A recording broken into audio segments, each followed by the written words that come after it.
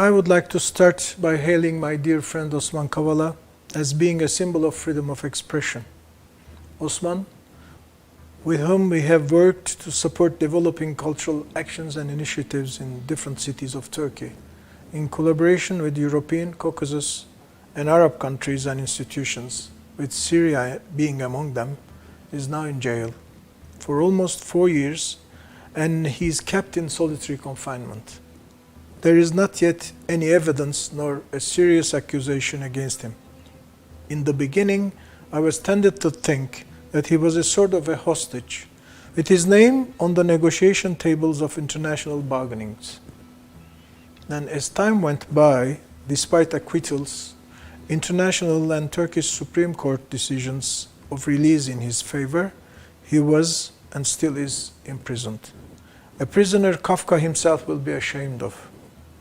I believe that Osman, being virtually and de facto tortured all these years, was simply a consequence of him being an exemplary citizen, firmly believing in fundamental rights, peace and mutual understanding among peoples.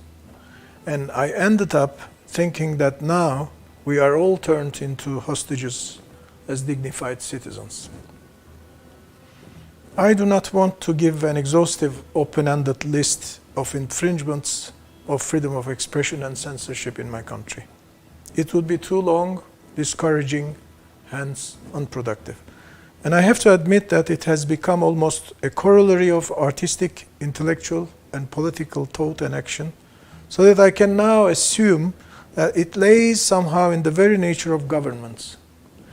And it seems that it follows two patterns: the vicissitudes of successful or failed military coups, and the self-perception of power by different governments.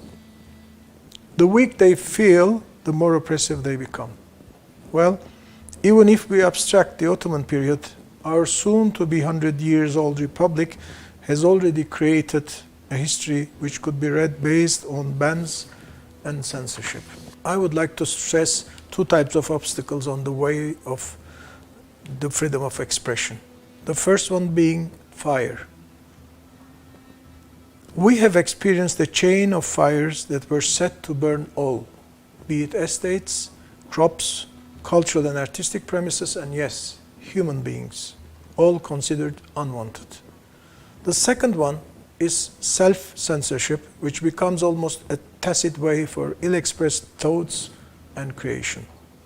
And the frequency of these two types of obstacles leads to the normalization of bans, which is the worst type. Nazım Hikmet, the worldly acclaimed poet of the Turkish language, had to flee to live and die in exile in Soviet Russia after many years spent in jail. Now, Hikmet's poems are read at each and every corner of the country. It is not surprising that a city like Berlin has become populated with artists and intellectuals from Turkey nowadays. Their expressions will always find ingenious forms and channels to subvert bans and reach their target, the people. Lastly, I would like to mention a potential threat for the freedom of expression, especially in the post-COVID-19 era. The cultural and artistic life in Turkey seems to be narrowing down between a subsidized and highly manipulated official sector and a strong private culture and art production, bringing forth the brands of industry and finance moguls.